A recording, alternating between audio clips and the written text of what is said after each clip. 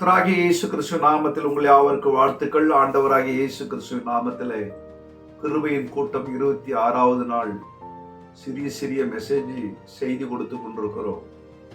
இந்த செய்தியை கேட்கிற அனைவருக்கும் இயேசு கிறிஸ்து நாமத்தில் வாழ்த்துக்கள். கர்த்தர் உங்களை ஆசீர்வதிப்பாராக. நாம் புதிய வருடத்தை நோக்கி பிரயாணம் செய்து கொண்டிருக்கிறோம். இந்த பிரயாணத்தில் கர்த்தர் துணை நிற்கிறது உண்மைதான். கர்த்தராகிய இயேசு கிறிஸ்து உயிரோடு இருப்பதும் உண்மைதான். அவருடைய கிருபை நம்மை விட்டு விலகாமல் இருக்கிறது. இன்றைய செய்தி 1 சாமுவேல் 17ஆம் அதிகாரத்தில் 45வது வசனத்திலிருந்து வாசிக்கிறேன். அதற்கு தாவீது பெலிஸ்தனை நோக்கி, நீ பட்டயத்தோடும் ஈட்டியோடும் கேடகத்தோடும் என்னிடத்தில் வருகிறாய். நானோ நீ நிந்தித்த இஸ்ரவேலினுடைய இராணுவங்களின் தேவனாகிய சேனைகளின் கர்த்தரின் நாமத்திலே உன்னிடத்தில் வருகிறேன்.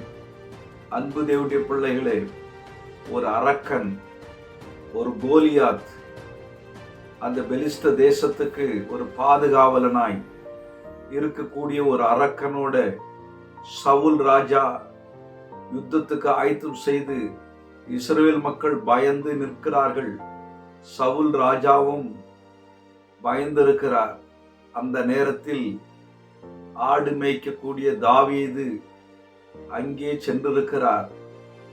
ஒரு 17 வயதுக்குள்ள இருக்கக்கூடிய வாலிபன், இளைஞன் ஆகினாலே இங்கே நடக்கிற சம்பவம் என்னவென்றால், தாவீது பெலிஸ்தனை நோக்கி, நீ பட்டயத்தோடும் ஈட்டியோடும் கேடகத்தோடு என்னிடத்தில் வருகிறாய். பலசாலி, பயங்கரமான ஆயுதங்கள், அப்படிப்பட்ட ஒரு நிலையில் நிற்கிற ஒரு அரக்கனை பார்த்து, ஒரு கோலியாத்தை பார்த்து தாவீது சொல்லுகிறார், நானோ நீ நிந்திக்கிற இஸ்ரவேலினுடைய இராணுவங்களின் தேவன். பாருங்க, இஸ்ரவேலினுடைய இராணுவத்துக்கு அவர்தான் தேவன்.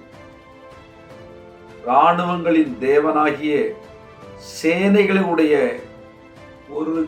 அவர் மட்டும் கிடையாது, அவர் சுற்றிலும் சேனைகள் இருக்கிறது.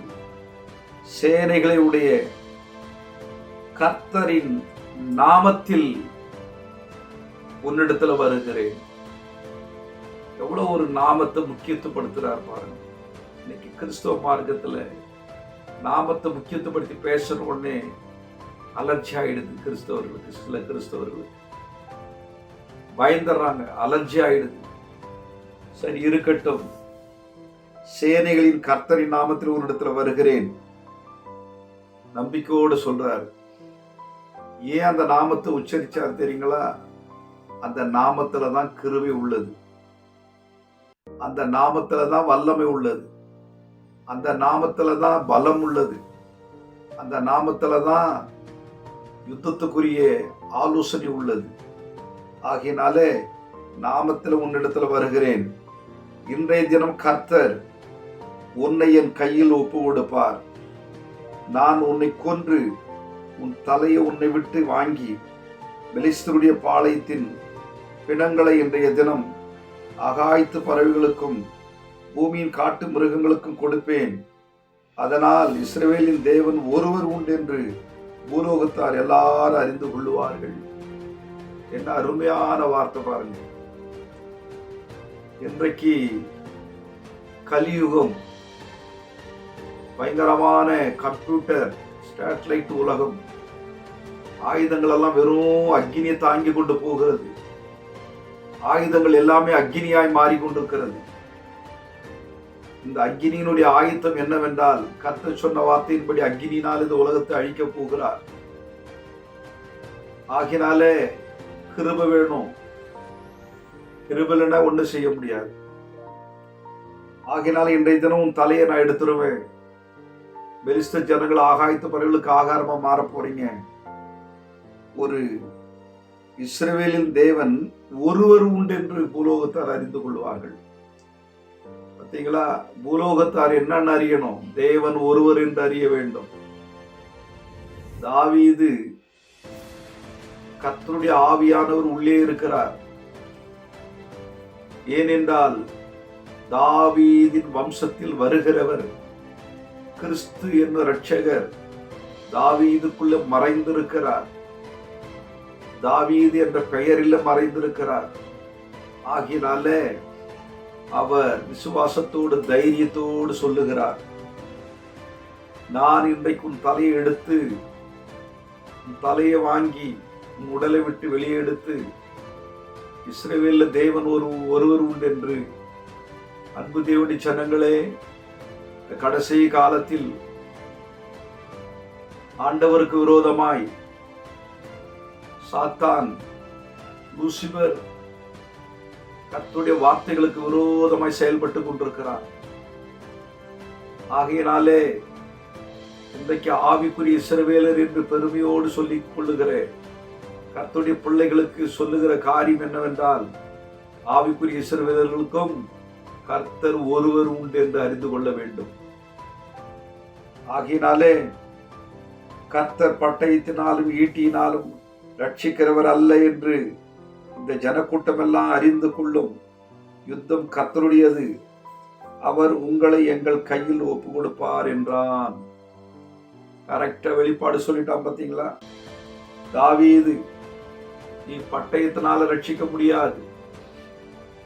ஏசப்பாவுடைய கிருபை அன்பினாலே ரட்சிக்கிறார். இங்கே வேதம் சொல்லுகிறது, கர்த்தர் பட்டயத்தினாலும் ஈட்டியினாலும் ரட்சிக்கிறவர் அல்ல, ஆயுதங்களை கொண்டு மக்கள் மீட்கிறவர் அல்ல, அன்பை கொண்டு மீட்கிறவர்.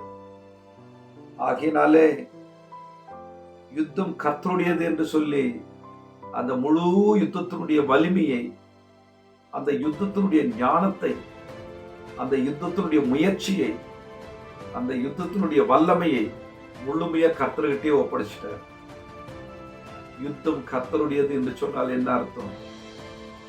நான் உன் தலையெடுக்க மாட்டேன், நான் உன்னை கொல்ல மாட்டேன், கர்த்தரே யுத்தம் பண்ணுவார்னா என்ன அர்த்தம்?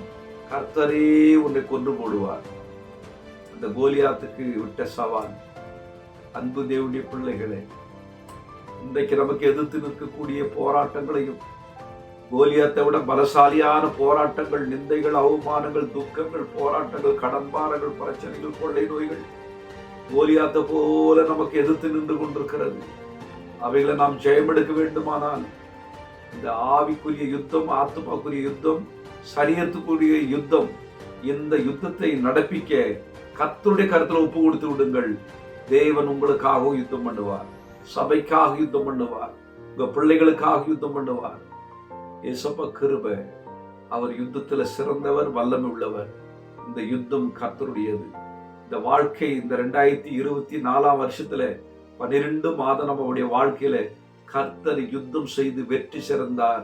ஆகினால்தான் நாம் 2025 ஆண்டுக்கு ஆயத்தமாகி கொண்டிருக்கிறோம். கர்த்தர் உங்களை ஆசீர்வதிப்பாராக. மகா பரிசுத்தமுள்ள நல்ல ஆண்டவரே, உங்களுடைய கிருபை நாமம், இயேசு கிறிஸ்துவின் நாமம், அந்த நாமத்துலதான் தாவீதுக்கு ஒரு பெரிய வெற்றியை கொடுத்திருக்கிறீர். கர்த்தர் என்ற நாமத்தில் தாவீதுக்கு வெற்றி கொடுத்தீர். இயேசு கிறிஸ்து என்ற நாமத்தில் எங்களுக்கு வெற்றியை கொடுத்தீர். இப்பொழுது நாங்கள் கர்த்தராகிய இயேசு கிறிஸ்து என்ற நாமத்தை தொழுது கொண்டு உம்மை ஆராதிக்கிறோம். செய்தி கேட்கிறவர்கள் ஒவ்வொருவரும் மனம் திரும்பி ரட்சிக்கப்படட்டும். அப்பா ஆண்டவரே, பெரிய காரியங்களை செய்யும். வருகிற நாட்களில் இந்த விசுவாச ஊழியத்தை பலப்படுத்தும். உடைய சத்தியத்துக்கு, நாமத்துக்கு விரோதமாக நிற்கிற சத்துருவின் ராஜ்யங்கள் நிர்மூலமாகட்டும். உடைய ராஜ்யம் கட்டப்படட்டும். இயேசுவே, இந்த தேசத்துல, எங்க தேசத்துல, இந்திய தேசத்துல, எங்க தமிழ்நாட்டுல பரிபூர்ணமான சமாதானமும் சந்தோஷமும் ஆளுகை செய்யட்டும்.